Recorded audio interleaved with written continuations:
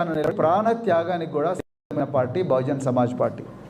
అయితే మేమేం చెప్తున్నామంటే, ఎవరి కస్టడీలో పేపర్లు ఉండాలనో, ఎవరైతే పేపర్ల సెట్టింగ్కు, క్వశ్చన్ పేపర్ల ప్రింటింగ్కు, క్వశ్చన్ పేపర్ల స్టోరేజ్కు బాధ్యులు ఎవరైతే ఉన్నారో ఆ వ్యక్తిని, అంటే కమిషన్ చైర్మన్ను, లేకపోతే చైర్మన్ నుంచి అధికారం అనఫీషియల్గా పొందిన మరి సెక్షన్ ఆఫీసర్ ఎవరైతే ఉన్నారో వాళ్ళను ఇంతవరకు నిందితులుగా చేర్చలేదు.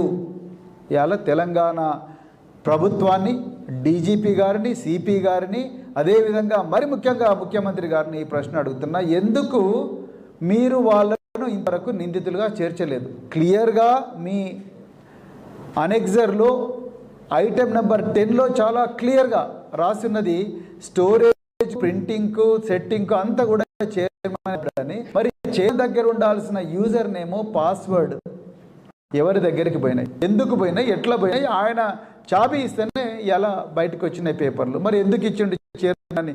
చైర్మన్ ఎందుకు నిందితుడుగా మీరు పేర్కొంటలేరు? ఈ విషయం మీద తెలంగాణ సమాధానం చెప్పాలి. ఓకే, చైర్మన్ ఇంకొకరికి ఆథరైజ్ చేసిండు, ఆథరైజేషన్ కాపీ ఉన్నదా? ఏ విధంగా, ఏ అధికారంతో చైర్మన్